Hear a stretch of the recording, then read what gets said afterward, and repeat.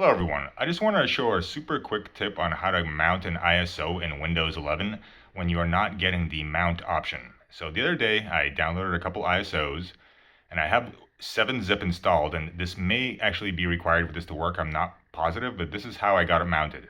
So obviously you can just open it as an archive with 7-zip, but this does not mount it. So what I did is go to open with, and you use my phone here and go to Windows Explorer.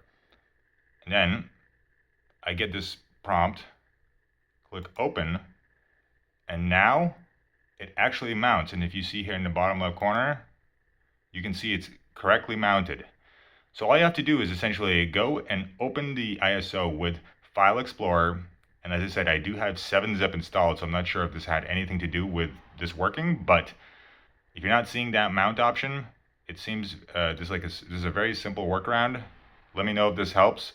For a little bit, I was struggling trying to figure out how to get these open and how to get them installed, and as soon as I did this, everything worked correctly.